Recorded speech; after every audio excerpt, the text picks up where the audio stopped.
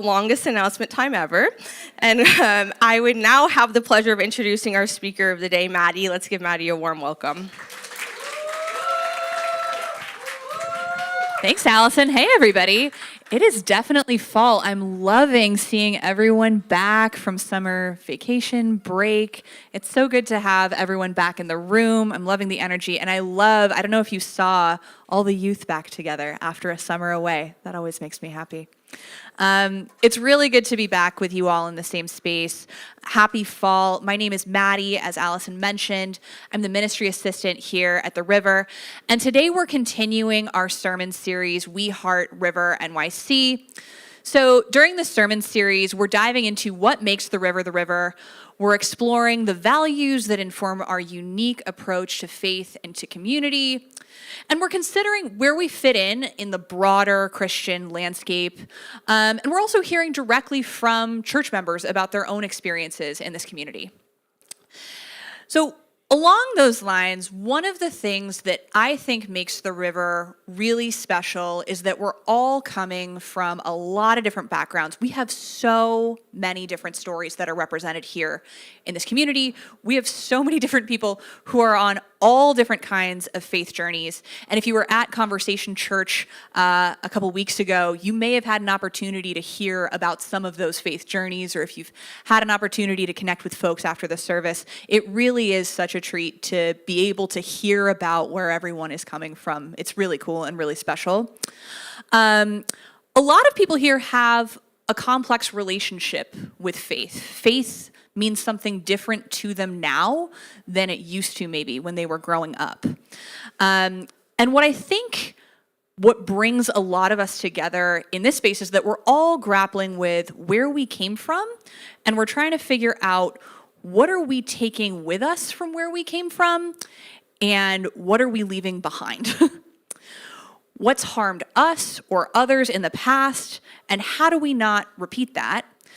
And then beyond that, what do we need as people and as a community moving forward? What are we taking with us? What does our faith look like now?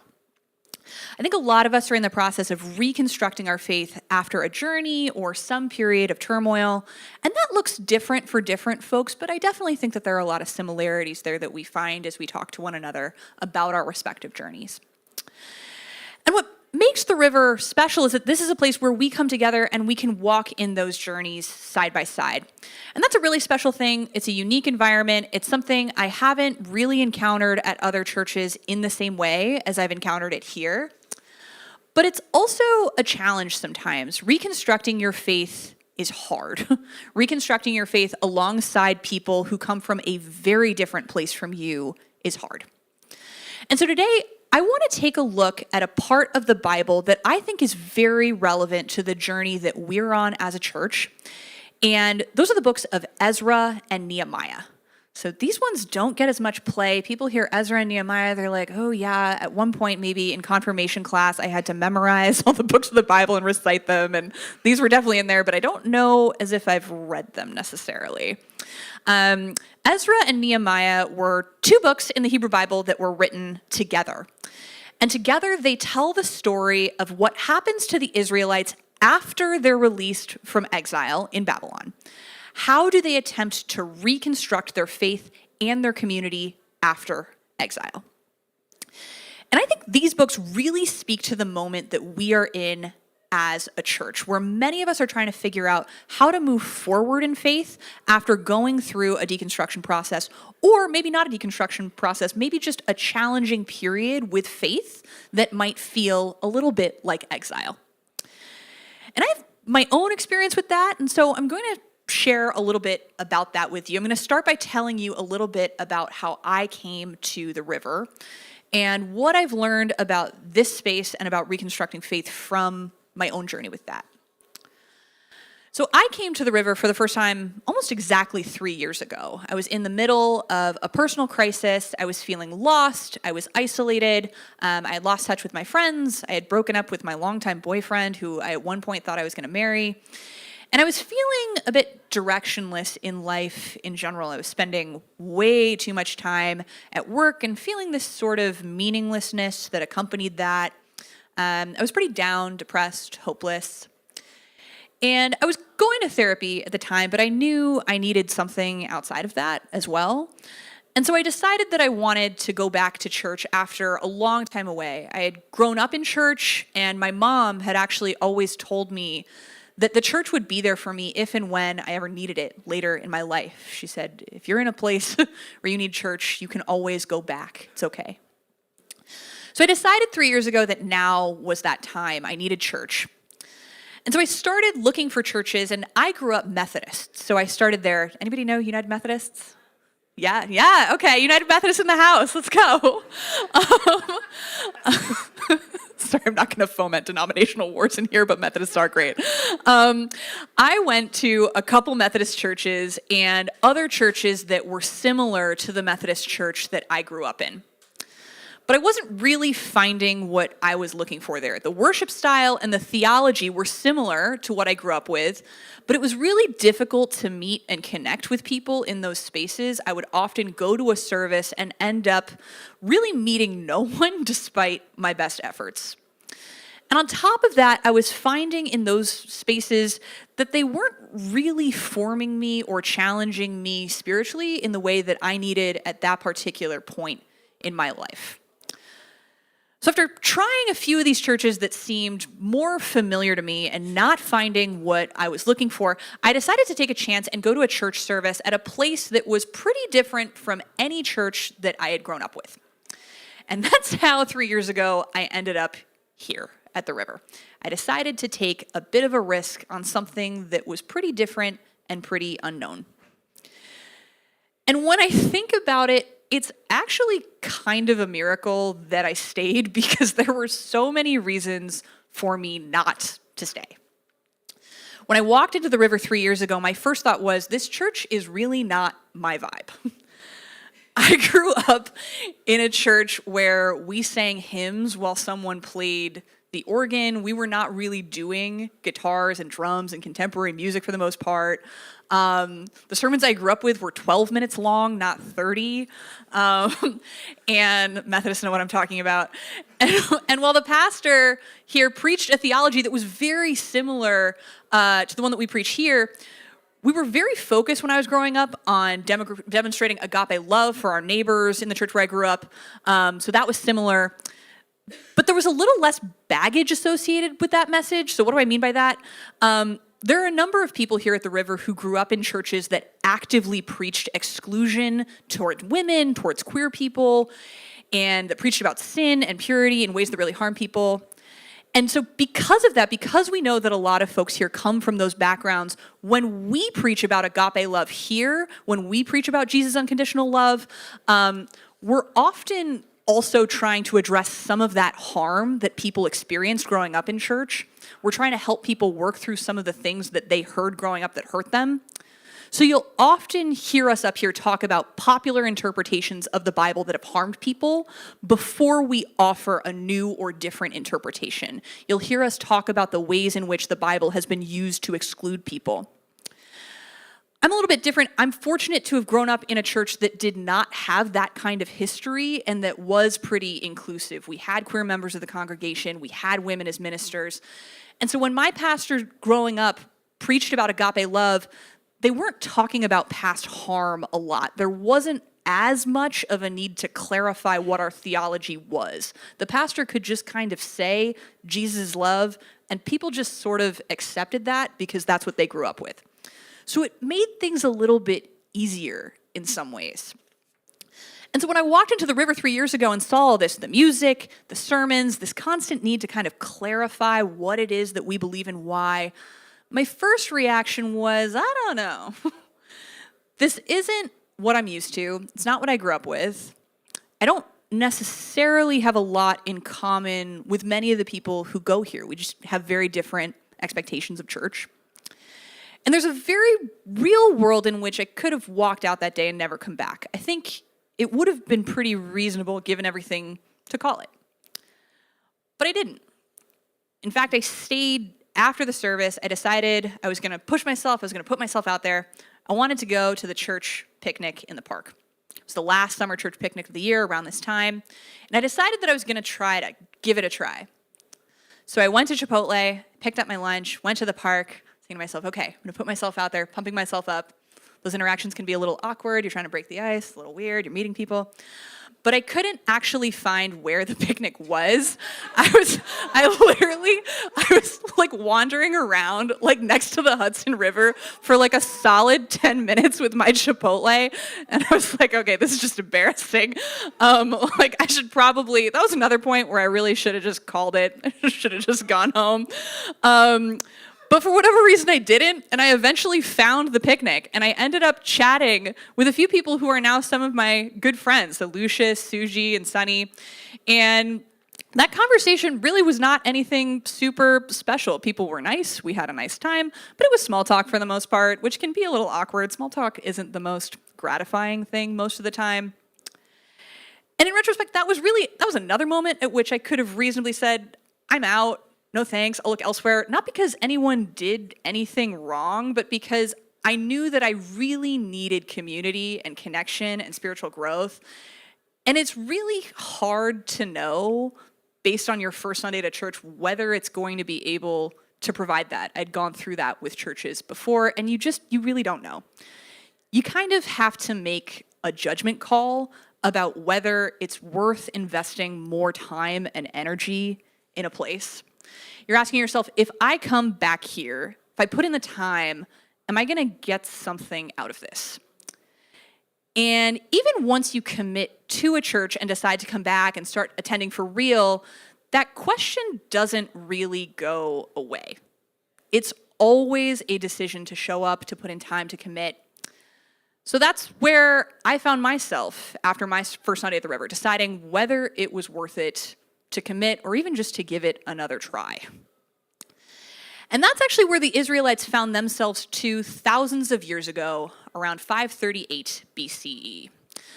This was a really critical moment in the life of the church. The Israelites 50 years earlier had been conquered by the Babylonians and sent into exile.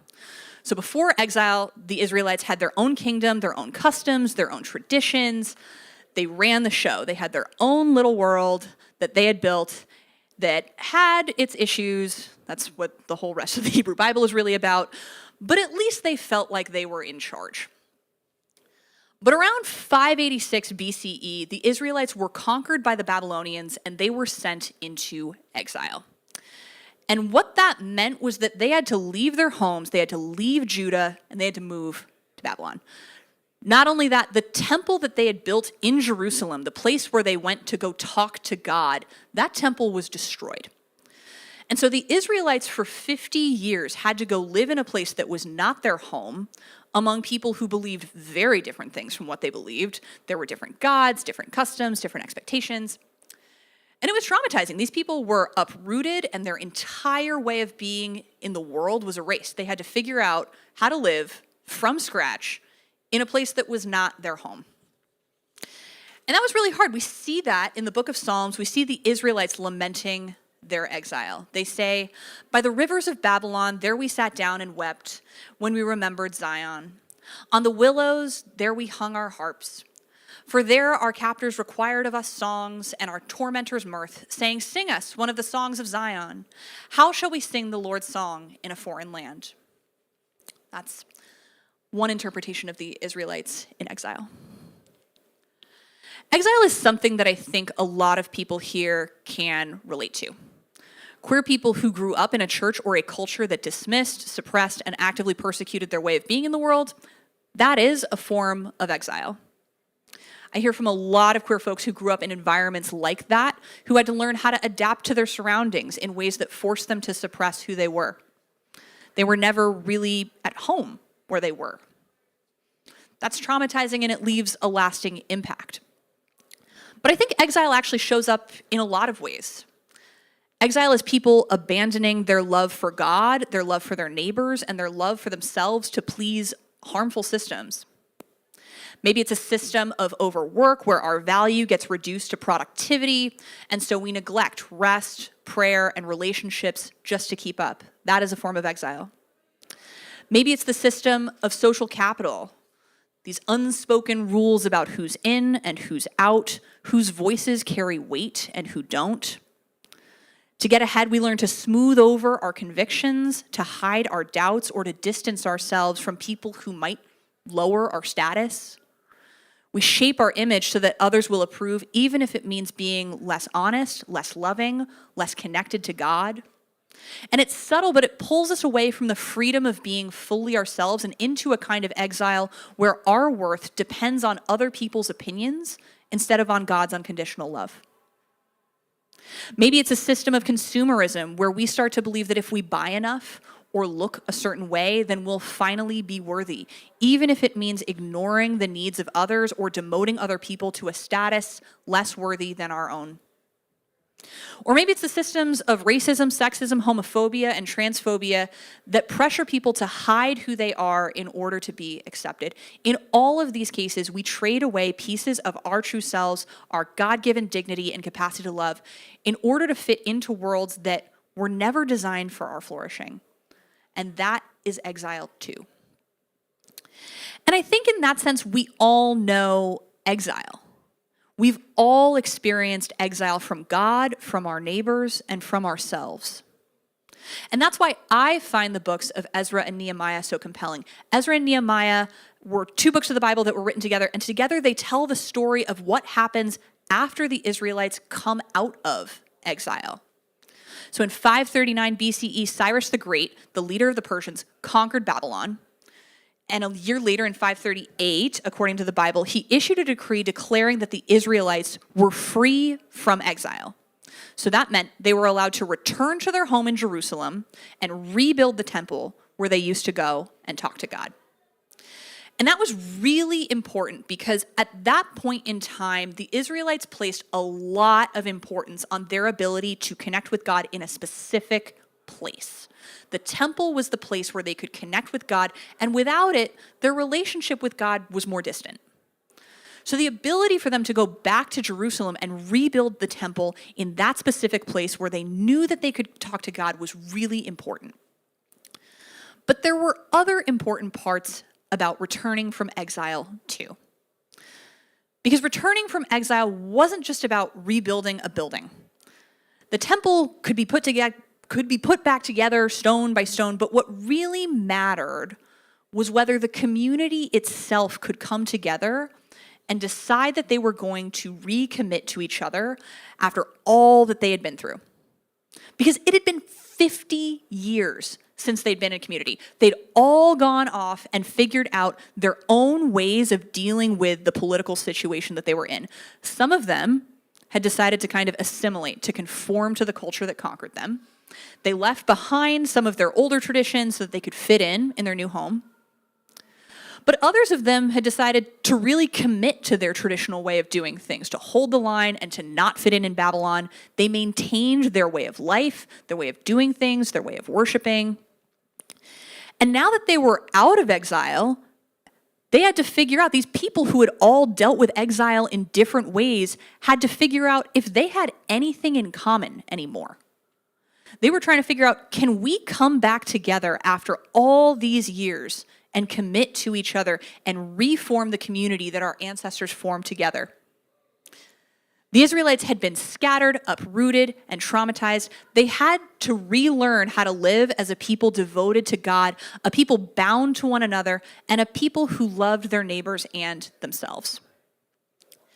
And that's what the books of Ezra and Nehemiah are about. They're about the Israelites trying to figure out how to be together after all these years apart, how to make meaning out of the traumatic experience that they had just been through together. These were people who had to ask themselves, what does my faith mean now that I've been through this? It's not going to be the same again. It can't be the same, not after what we just went through. Exile isn't just some temporary thing. Exile changes you. It changes your faith.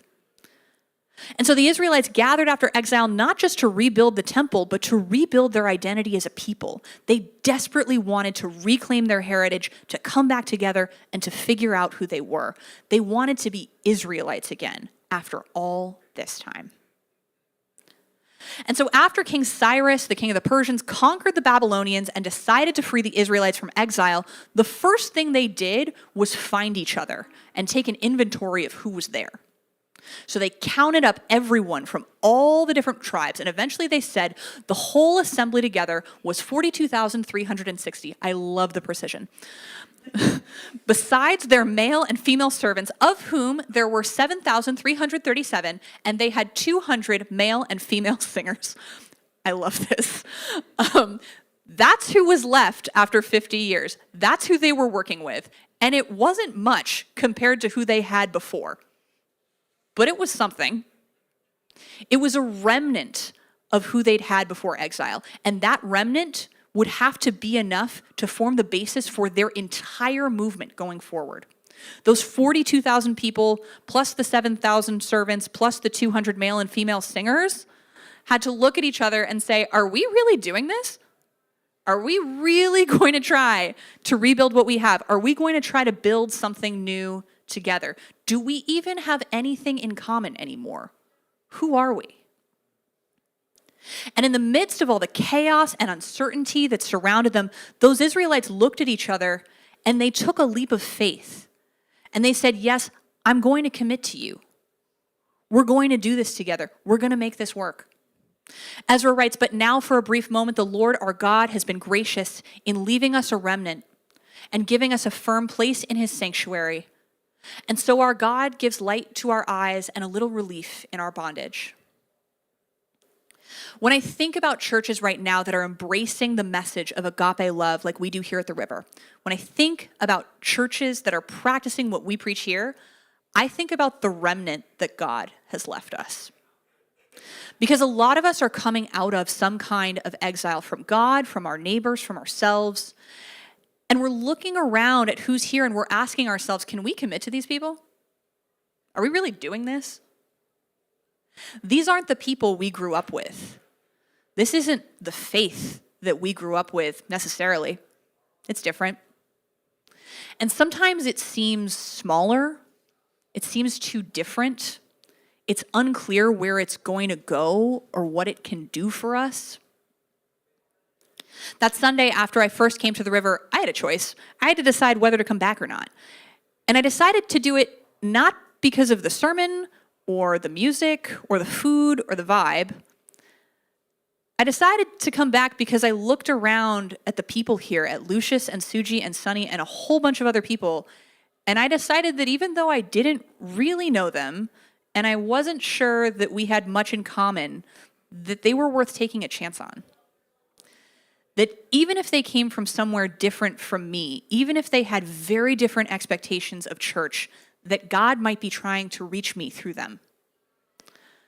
And so I decided to come back and I started going to life groups, hanging out after church, and I eventually started a life group of my own, a discussion group, a Bible study. And what I quickly realized as I began to get to know people better is that I had a lot more in common with them than I thought. I might not have been deconstructing an evangelical faith like some people here, but I was definitely deconstructing something. I was working through my own exile from God, deconstructing my toxic relationship with work and with the world. I was figuring out my own direction in life, just like so many people here. And along that journey, I was so blessed to come to know the incredibly thoughtful, curious, engaged people at this church. I slowly began to see all the ways in which it was actually similar to the church that I grew up in, even though it looked really different. Sure, the music was different, and the sermons were longer, and the theology seemed a little different. But this is a church that greets you at the door, where you're not going to leave without having a conversation with somebody. This is a warm place where you are not just an anonymous face. When you show up, we notice. When you're gone, we miss you. And if you decide to come here and to participate, it matters a lot. We're not that big. We know your name, and we'd love to get to know you better. But it's more than that. This church is full of extremely curious, engaged, spirit-filled people. As I started to show up more with my own questions, I found a lot of people who were asking questions right along with me. And I've learned from them. I've learned so much, in part because they're really different from me, and they come from a very different place. The people here teach me a lot.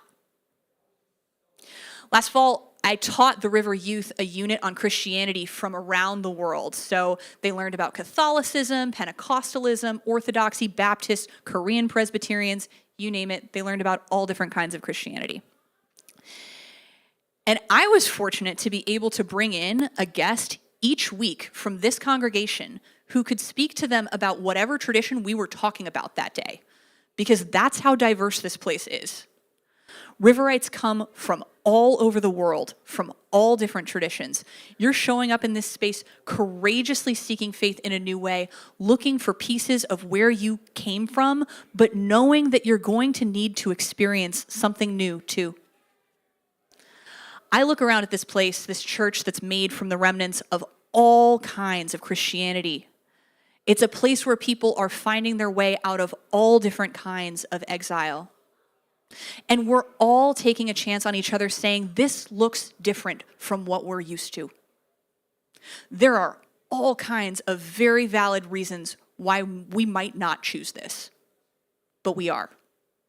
Because we see something in each other and we're willing to take a chance on that because God is in that. And that's what makes the river really special. It's what keeps me coming back. When the Israelites decided that they were going to rebuild together after coming out of exile, they started by reading scripture together. Nehemiah writes that all the people came together as one in the square before the water gate.